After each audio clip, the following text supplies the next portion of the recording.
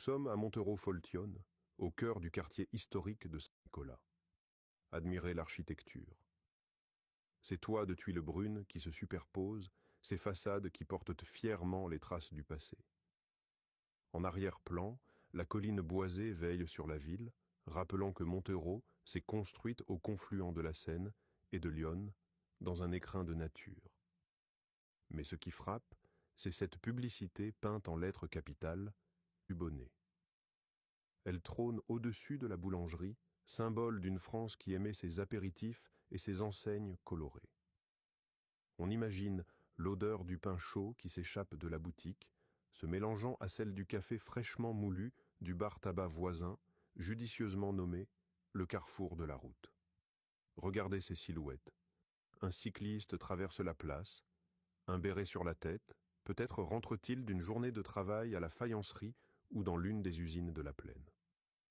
À droite, devant l'enseigne des coopérateurs et du coiffeur, un groupe de femmes discute.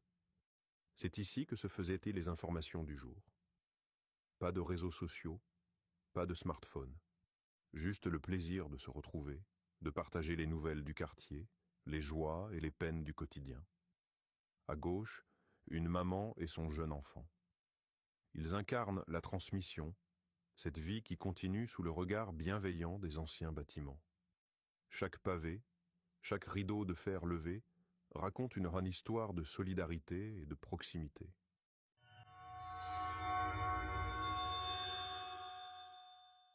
Nous sommes à Montereau-Foltionne, au cœur du quartier historique de Saint-Nicolas.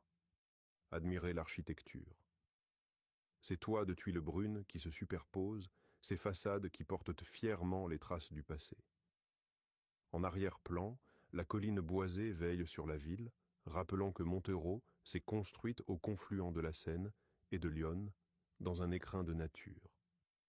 Mais ce qui frappe, c'est cette publicité peinte en lettres capitales, Hubonnet.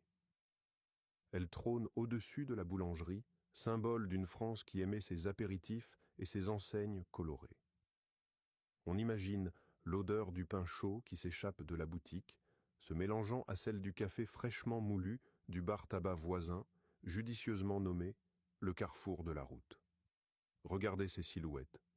Un cycliste traverse la place, un béret sur la tête, peut-être rentre-t-il d'une journée de travail à la faïencerie ou dans l'une des usines de la Plaine.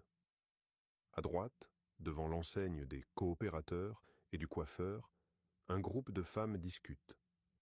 C'est ici que se faisaient les informations du jour. Pas de réseaux sociaux, pas de smartphone, juste le plaisir de se retrouver, de partager les nouvelles du quartier, les joies et les peines du quotidien.